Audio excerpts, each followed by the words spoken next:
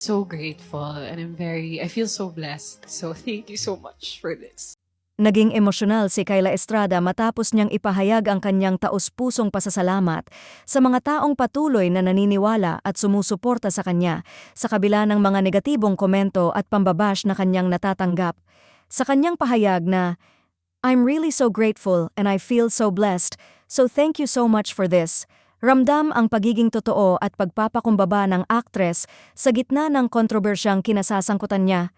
Matatanda ang naging sentro ng usap-usapan si Kyla matapos may ugnay ang kanyang pangalan kay Daniel Padilla, bagay na hindi ikinatuwa ng ilang fans ng Kathniel.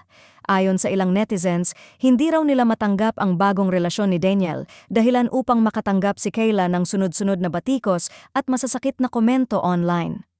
Para sa aktres, mas mabigat umano ang patuloy na pagkukumpara sa kanya kay Catherine Bernardo na matagal nang minahal at sinuportahan ng publiko. Aminado ang ilan na hindi madali para kay Kyla ang ganitong sitwasyon, lalo na't hindi lamang simpleng pambabash ang kanyang kinakaharap kundi ang matinding pressure ng expectations ng fans. Sa kabila nito, pinili pa rin niyang magpokus sa mga taong nagpapakita ng malasakit at positibong suporta na aniyay nagbibigay sa kanya ng lakas ng loob para magpatuloy. Samantala, hati ang opinyon ng netizens tungkol sa issue. May mga nananatiling solid sa Kathniel at hirap pa ring tanggapin ang pagbabago, ngunit marami rin ang nananawagan ng respeto at pag-unawa.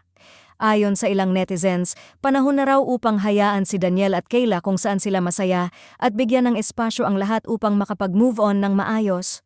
May mga nagsasabi ring hindi makatarungan ang paulit-ulit na pag-compare kay Kyla kay Catherine dahil magkaiba raw ang kanilang personalidad, karera at pinanggagalingan. Para sa kanila, mas mainam na suportahan na lamang ang bawat isa sa kani-kanilang tahakin imbes na magpalala pa ng tensyon sa social media.